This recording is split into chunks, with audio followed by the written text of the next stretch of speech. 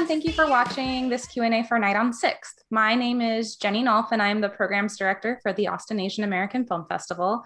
Now it is my pleasure to introduce Director Mohit Jaswal, actress Yola Liu, and producer Red Jefferson for this online Q&A. Hi, all. Hey. Hello. Hello. How are you guys doing with this weird Austin weather we're having?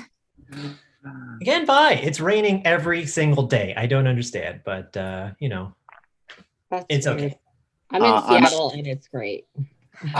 You're in Seattle. I'm in Los Angeles. So it's very funny that we're all in different parts of the world or the country. Yeah, most of us. It's very positive. Yeah. Well, Seattle, is it rainy right now? No. It rained really hard like a few nights ago, but it's actually been like the weather has been really great lately. Well, that is a plot twist then. Yeah. All right. Well, kind of get starting asking you questions about the film. I know the film was made over the course of a few weekends from one of my old coworkers that I think worked on this with you. Can you talk about kind of the trials of shooting a film on a lower budget and a short amount of time like this? Sure. So yeah, I mean, our crew was, besides Red and I, it was the cinematographer, Christopher Schneider, and then sound guy, Eric Russo. And that was it. And so we, because we didn't have a lot of money to put into it, we created the entire production around being quick and efficient, being able to move in and out between scenes and sets very quickly. So yeah, I just had to make sure everyone knew that was the game, and just to know the essence of each scene. So if we got kicked out of a space or something because we didn't have permits for a lot of the spaces, we just if we got kicked out, then we just knew oh, this is the point of the scene, this is the theme that we're trying to hit. Where else can we go to create it? Luckily that didn't happen that often, but that was just the game plan, just planning everything out before we got there as much as possible. To piggyback off of that a little bit, Mo and I did a movie before this one on a lower budget with less preparation, and I think that kind of it gave us a confidence that we were able to do this at a larger scale with a bigger cast and with more preparation. We actually kind of like the kind of almost kind of like pirate type filmmaking where we're trying to steal locations, we're getting in fast. There's definitely a sense of urgency to it, which almost makes it more fun than I would say than maybe something that's a little bit more regimented would be. Mm-hmm. Yeah, that's true. Real quick, sorry to add on. Yeah, so this is technically our second film between Red and I. And the idea was each time just trying to make it as safe as possible to learn how to make feature films. So the first one we did, I was pretty much everything behind the camera. So just me, Red was the main actor, and whoever else was acting in the scene. So this next one, we just added a little bit more to the crew. I just finished producing a film last year and just added a bigger crew and just kind of making it a little bit bigger budget each time we go out. So. To kind of piggyback off that question, even though I know you're drinking water, Yola, how is it kind of performing in that little bit of space where you have to work a little bit faster, be quicker on your feet, and just make sure you give the best performance you can give? It was definitely nerve-wracking because we were moving on such a quick schedule. But I think because the nice thing about it was that everybody that I was able to perform with, I was familiar with, and I felt like I was very comfortable with. So I feel like our chemistry and the dynamic worked really well between all of the actors. So because of that, I felt a lot more comfortable doing all of the scenes, I would say. And just about Yola, when we were talking about this idea in the initial stages, it made it a lot easier that we had a lead that was just as gung-ho as Mo and I were. It felt like we were on the same page about a lot of things. And almost like she was just like it was very Three Musketeers at times, where we were just we knew what we had to do, and there was no. It was very fluid, even if it was a little bit. It was very stressful, and I can't imagine how stressful it was for Yola just to have the camera on her that long for that period of time. But it was very reassuring that we were all on the same page from the get-go. Yeah. Oh, nice. Well, kind of expanding on that a little bit more, I would love to hear the process about translating kind of live stand-up comedy that you're more used to into this narrative filmmaking space. Yeah, this is the first time that I've done of like a feature film before, and fingers crossed that I'll do more in the future. And it's definitely it's very different, but there's also some things that are like very similar to it. Like for stand-up, a lot of the times it is scripted, but you want to make it sound like it's not necessarily scripted. So I feel like that helps a lot in acting too, where you get to kind of, you have to make sure the lines like don't sound, at least sound not rehearsed, basically sound pretty organic. So I would feel like that was pretty good. But I would still consider myself kind of a fairly new actor.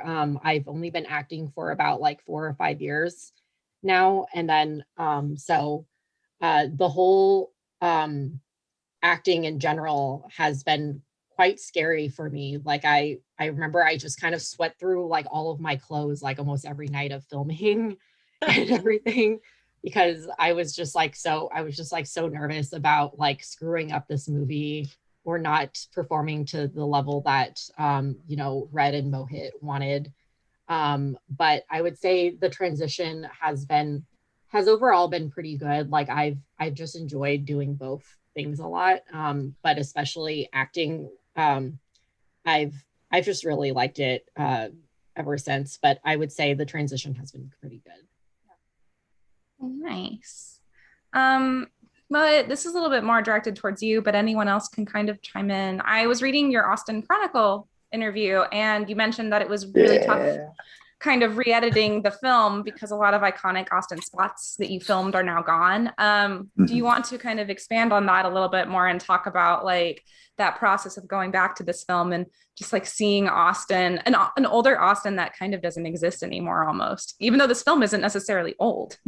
No, yeah. I mean, we shot it in 2019 and I finished editing it in 2020. And so I basically didn't, right before the pandemic. So I guess like February or so. And I basically just didn't look at it. I submitted to festivals, but the pandemic happened. And so when I was accepted into this festival a month and a half ago or so, I got to like look at it again. And I just realized, like it was just devastating to see how much had changed. The first scene, the first shot of the movie is on the balcony of the Alamo Mueller draft house, and Yola's looking out kind of like an open field. And if you go there now, I was just there a couple weeks ago, it's completely filled up with construction. Like every open space has construction there. It's completely different. It's shocking, and we shot it a very quick scene in Mugshots, and that's now gone. The Ritz, Hurts. yeah, that's my Hurts favorite bad. bar. It's Mugshots hurts. The Ritz, and there must be a few others. So that was not an intention to make, like we wanted it. I kind of wanted to feel sort of like a time capsule of what it was like to live in 2019 Austin in like your mid to late 20s, right? But this was like totally unintended to see it in like a pre-pandemic state, not to mention like that style of movie, like just getting lost downtown, like that's I haven't done that since we made the movie, and don't plan to do it for a long time. So I mean, yeah, pandemic kind of ruined that for everyone. Yeah. Well, speaking of the city, this is obviously such a city-inspired film, and there are a lot of Austin set movies that sorry, let me repeat that question. Sure. obviously this is a city inspired film, but I am so sorry. I'm so glad this is edited now. There's a lot of S sounds in there. I would do the same. Um, City inspired. Ugh. obviously this is sorry. All right. So obviously this is a city inspired film, but oh my God. I wrote this question too hard. Okay. So this is a very city inspired kind of film. Are there any Austin set movies that influenced it as well? Oh, interesting. Did you? Yeah. I did not necessarily inspired the film, but just encouraged our filmmaking. I think Ultimate World was of some friends of ours made a film, and that was definitely something that pushed me. David Howe's Call Me Brother, not necessarily inspired the film, because this was a different type of film than what we've seen currently. It was more that just the encouragement of like, oh, we want to get our butts moving too, type thing. Yeah. At least for my take on it. For sure. Yeah. As far as like shooting style and like influences in that sense, I was super inspired by Lost in Translation. So that's not Austin based, but of course, because Tokyo or something. But yeah, just in case somebody doesn't know you're that right, they, you're you right. know, No, it's a smart move. No, we have to clarify. I think it's important. Yeah. So Lost in Translation was huge. I'm just so impressed with the I guess the patience of the cinematography and the editing and such. And then Alice in Wonderland was like we use that as like a loose like story structure of like sort of like a very like kind of innocent, like but very optimistic protagonist that just kind of like gets pushed into a world with each new character that they find. So yeah, I definitely see the latter. I actually see a lot of Lost in Translation too, and I'm kind of embarrassed that I never saw that originally when I was watching it, but once you mentioned it, I was like, yes. But kind of piggybacking on that for Yola, is there any like specific performances that you feel like inspired you or that you looked up to and you researched before this film? I didn't really research a lot of performances before the film, to be honest. I was more using either previous experience to kind of drive my performance throughout.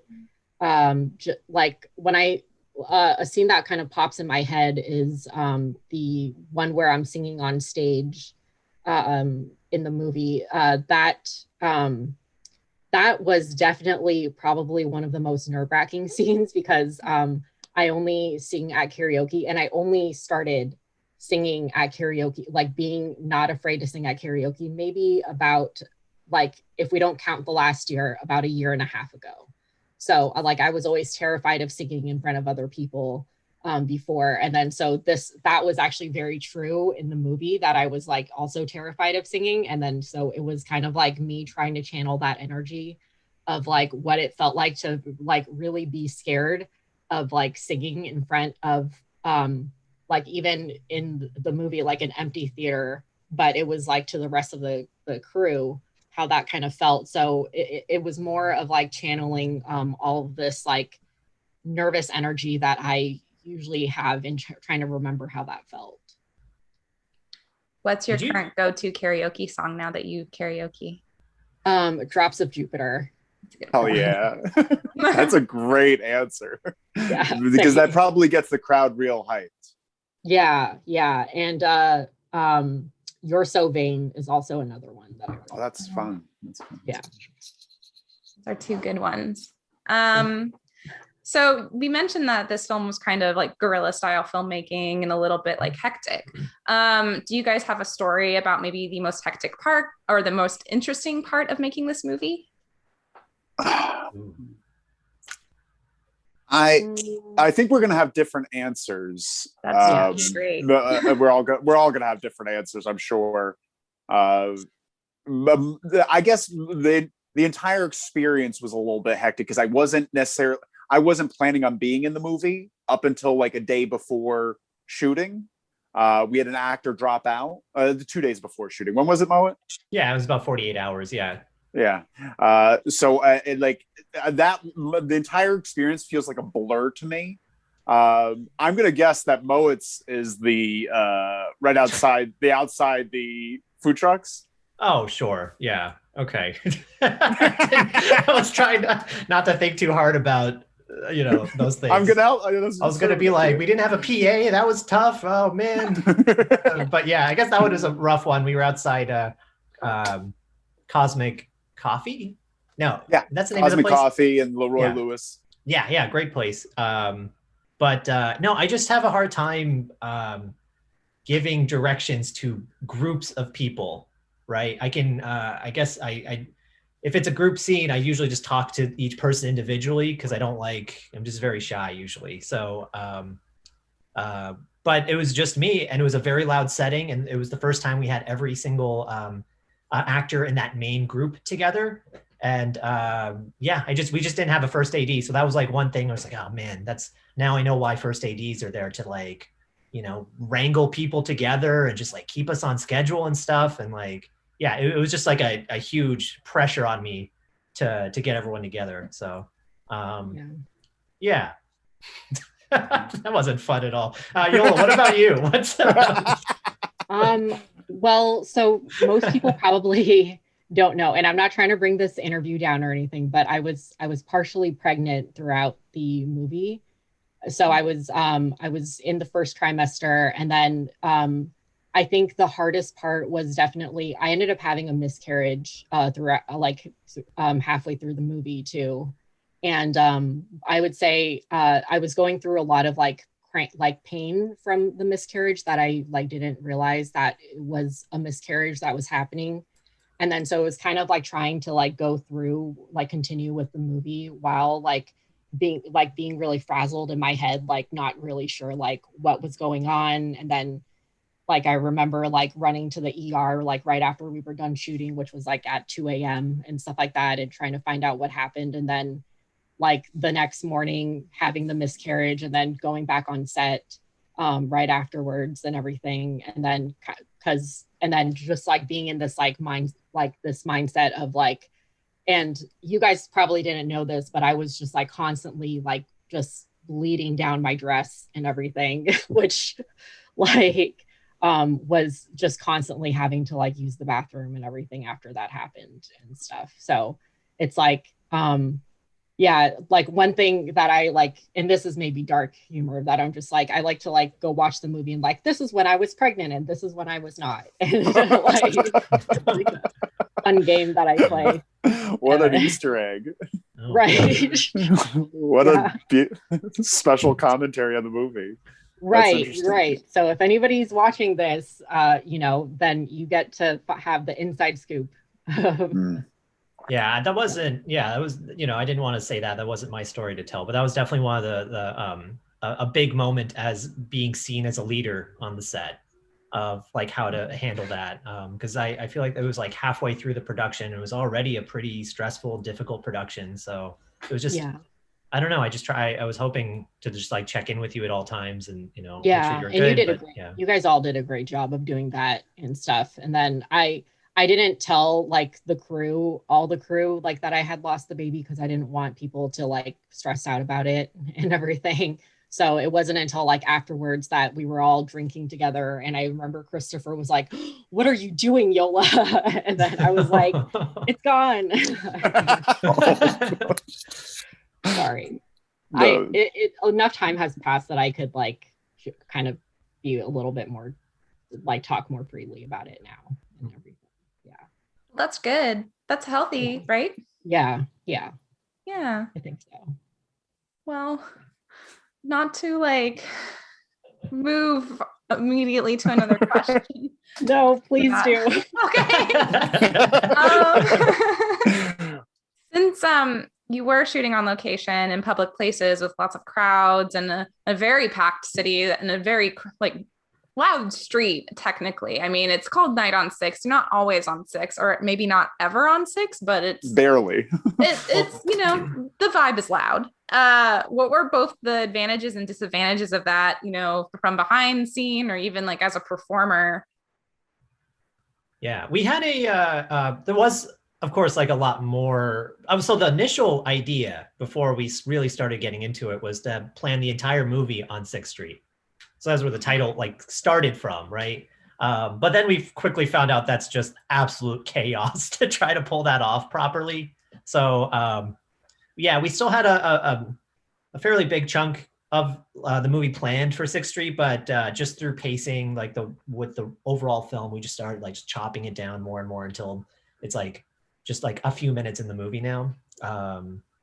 So yeah, I mean, it was the filming on 6th Street or Congress or those areas was like surprisingly easy. As far as, I mean, not talking about sound. Sound was it was a nightmare to clean up and everything. And I don't know if I do it again because of the sound issues. But I guess I was most concerned about like if just getting hassled, by people or not being able to shoot the scenes or something like that. And like, just there are all kinds of issues that could have come up. But it was I felt it was smooth. I mean, I don't know. How'd you guys feel about it? Good. Mm-hmm. Yeah. Sorry, I should say. No, that was good. I thought it was good. I just remember like sitting like for that one scene where like I think me and Red were like sitting down eating pizza on the sidewalk or something. I think I remember just like kind of people were like, what's going on? And like, but it definitely felt like very much like where the inspiration came from, like the movie for you, Mohit, where like I'm like, because you guys were kind of far back, like shooting it. And then so it wasn't like a camera was just like right in front of me and stuff like that. So it really did feel like I was like kind of just like sitting down and kind of getting lost in a crowd of people while just like eating pizza, which was pretty fun to kind of be part of that experience and doing that. So oh sorry, yeah, that was super fun. I forgot about that because I asked you and Red to be in character at all times because you guys had lav mics on, and so we could capture the whole, any little conversations that you had, and we tried as the crew just like stay back as much as we could and just like let you two just kind of live your lives and stay in character. And I feel like this is hopefully not pretentious, but I think like Terrence Malick does that. I was really inspired by the way he just kind of just like shoots anything and everything at all times. And so I was trying to do that. Of just like, if there's anything interesting that came up, we would just shoot it, and just see if it would work in the film. Like there was one thing, this doesn't have to do with like the downtown area, but there was a scene with you and Franny on the bridge and you're talking, but then there was like an old lady with 2 dogs that were walking and you just couldn't help but be like, look at those 2 dogs. And, and so that's, I was like, saw Christopher like keeping it on frame. I was like, no, shoot the dogs. We got to get the dogs, and it's like one of my favorite little moments in the movie now. Yeah. So. I mean, I love dogs. Dogs are amazing. 10 out of 10 recommend all B-roll being dogs. Yeah. Well, I guess to kind of wrap this interview up, is there anything you guys are working on in the future that you're excited about and you want to share with us? Oh, go ahead. Sure. Sorry, I was letting someone else go first. So the third movie in this sort of improv style filmmaking is I produced one for my friend Brian Connolly. It's called Make Popular Movies, and it's about like a Michael Bay type director that tries to make the best Robin Hood movie possible. So hopefully it'll be in a festival next year somewhere. Yeah. And I have a web series that I wrote that I am hoping to get shot and again directed by Mohit, where basically it's about somebody who kind of has like love addiction and is like in like need of basically always having being in like a relationship or getting like falling in love with like her one night stands and things like that. Very much based on a true story. And then, so that's something that I'm very excited to try to get making sometime next year. Yeah. And Mo and I have a podcast, a wrestling podcast. It's called Loser Leaves Wrestling. Loser Leaves Wrestling. Very good plug. Thank you. I was very, very good about it. And I also do a Twitch show with my little brother. I do more performing things right now. Two cute brothers on Twitch. I like that you lean in every time as if that's well, I realize that there's not a mic in front of me, so that I because I like to lean in the mic for that NPR sound. The Terry Gross, very like quiet. Yeah, very quiet. Like Loser Leaves Wrestling. Loser Leaves Wrestling. Yeah. Well, thank you guys so much for doing this Q&A. We do really appreciate it, and we all love your film, and we're so happy to have it at the festival. So thank you for making it. Thank you. Yeah, thank you. It's been an absolute joy to be part of the festival so far. Yeah. Thank you so much. Appreciate it. No,